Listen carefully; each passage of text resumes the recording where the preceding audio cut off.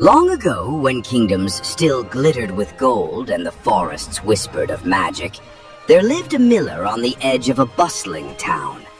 His mill was old, its wooden wheel creaking as it turned with the current of a narrow river. Though he worked tirelessly grinding grain for the villagers, the miller remained poor. Yet he possessed one treasure he valued above all the coins he never had. A daughter of striking beauty and uncommon grace. Father, breakfast is ready. You've worked since dawn. The miller loved his daughter fiercely, but envied the riches of those who passed by in carriages lined with velvet and gold. He often dreamed of elevating his humble name to that of nobles and courtiers. One market day, while delivering sacks of flour to the royal castle, the miller overheard courtiers speaking of the king's insatiable desire for wealth. The king's love for gold is truly boundless. It is said he dreams in ducats and jewels. Imagine the vaults he must possess. The king's love for gold grows by the day. An insatiable appetite indeed. This king, though already rich, longed for treasures that no other monarch possessed.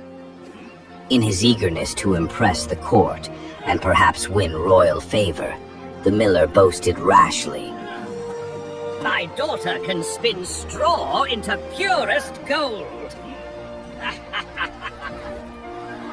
Did he just say that his daughter can turn straw to gold?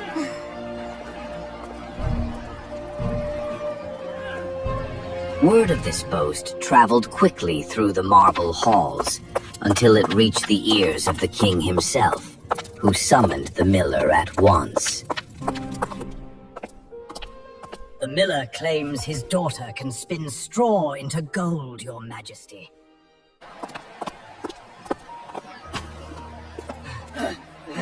Miller, we have a message from the king.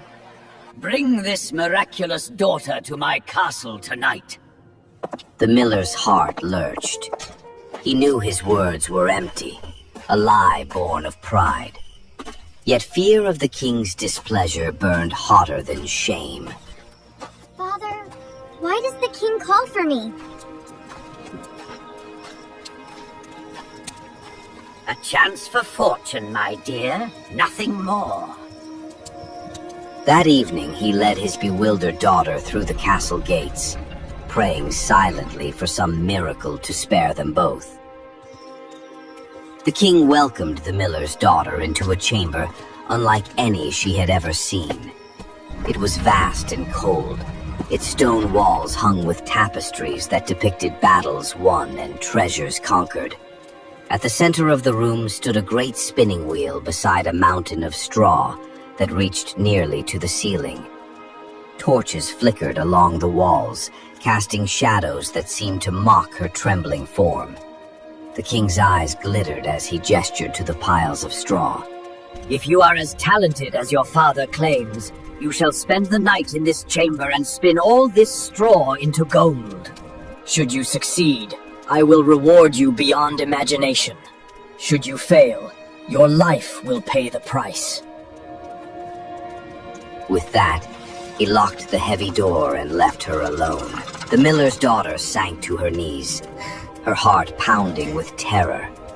She had never even touched a spinning wheel beyond the ordinary work of wool, let alone transformed straw into anything but bundles for livestock. Tears filled her eyes as she stared helplessly at the mounds of dry stalks. No mortal skill could save her. Hours passed, the moon rising higher as despair consumed her. At the stroke of midnight, a faint creak echoed through the chamber. Startled, she looked up to see a most peculiar figure stepping from the shadows. Who's there? Why such sorrow, fair maiden? The king has ordered me to spin this straw into gold by morning, or he will have me killed. Impossible for you, perhaps, but not for me. What will you give me if I do this task on your behalf? Hope flickered in her eyes, though caution warned her against bargains with strangers. I have only this. It will suffice! The little man's grin widened. He seated himself at the wheel and began to spin. The straw fed into the spindle with a hiss like wind through reeds, and as it turned, shimmering threads of pure gold emerged. The girl watched in astonishment as the piles of dull straw transformed into gleaming coils. By dawn, every stalk had become gold, and the chamber shone as though the sun itself had descended. Without another word, the little man slipped away just as the first rays of morning touched the windows. The king entered soon after, his eyes widening with greed at the sight. Magnificent! But rather than releasing the girl, he led her to an even larger room, overflowing with straw. That night, despair returned. As the moon rose, so did the strange little man. What will you give me this time? The girl removed the ring her mother had once worn and offered it with trembling fingers. Again he spun through the night, and again the straw became gold. On the third evening, the king led her to the grandest chamber of all, filled to the rafters with straw. If you succeed once more, you shall become my queen. When the little man appeared that night, the girl's heart sank. The man's eyes glinted with something darker than mischief. I have nothing left to give. Then promise me your firstborn kid when you become queen. Horror seized her. If it must be so, I promise. Satisfied, the little man spun the straw into gold for a third time, and by morning the chamber blazed with wealth beyond counting.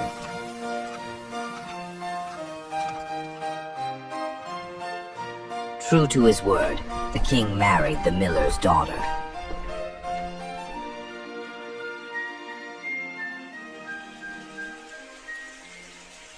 Though she wore the crown of a queen, joy was slow to find her. The king's love was measured in coins and jewels, and though he admired her beauty, his heart remained fixed on his treasure vaults. Yet time softened the edges of her fear.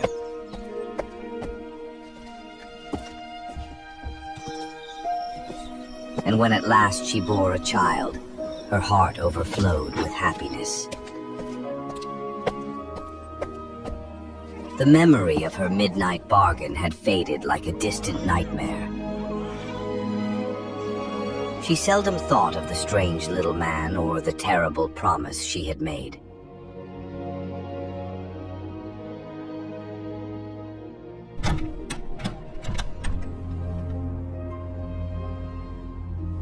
One night, as she cradled her newborn in the quiet of the nursery, a shadow fell across the room. Now, my queen, I have come for what is mine. No! I will give you all the gold in the kingdom, but not my child! A bargain is a bargain. I do not crave gold. I crave what was freely promised. Please. I will give you 3 days. Discover my name, and you may keep the child. With a mocking bow, he disappeared into the shadows, leaving the queen trembling. That night, she summoned messengers to scour the kingdom for names both common and strange. By morning, she had a list as long as a royal decree.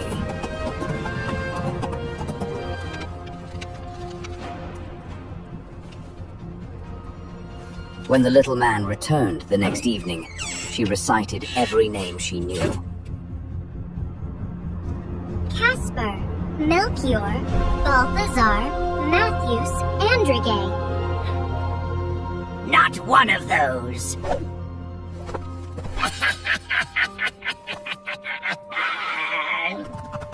The second night, the queen sent riders beyond the kingdom, to forests, mountains, and distant villages.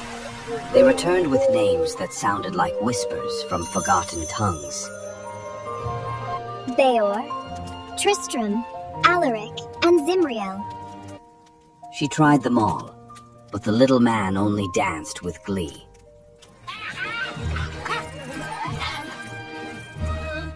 None of these are mine. One more night, my queen, and then the kid is mine.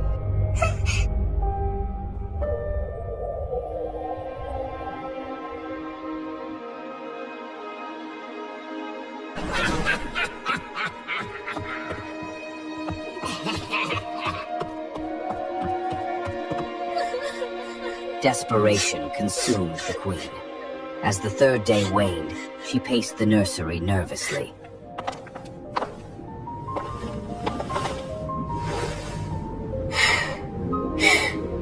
At dusk, one of her messengers burst into the room, breathless from a hard ride.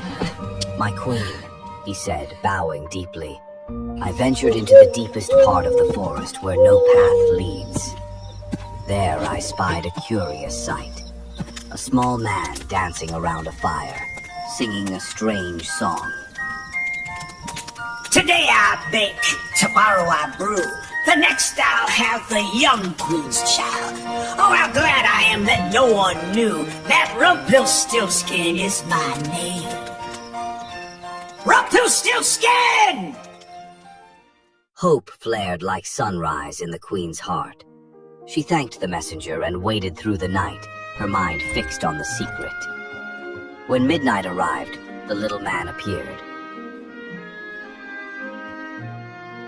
Well, my queen, do you know my name? Is it Conrad? No. Perhaps Nicholas? No. Then perhaps your name is RumpelStiltSkin. The devil told you that! The devil told you that!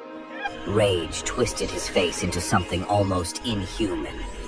With a roar of fury, he spun in a circle, his patched coat flaring like a dark flame. Some say he leapt into the air and vanished, leaving only the echo of his cry. However it happened, the little man was never seen again. The queen sank to her knees, clutching her child with tears of relief. The terrible bargain was broken, and her son was safe. In time, the tale of RumpelStiltSkin spread across the kingdom.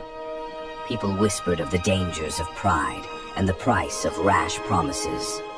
The miller, humbled by his folly, lived out his days quietly, never again boasting of gifts he did not possess. As for the queen, she raised her child with a heart forever grateful for the messenger's courage and the power of a name. For in the end, it was not gold or crowns that saved her, but the strength of hope, the wisdom to seek help, and the discovery of a truth hidden in the shadows. And so, the kingdom endured, its wealth of gold unmatched, but no treasure shone brighter than the love of a mother who had triumphed over fear.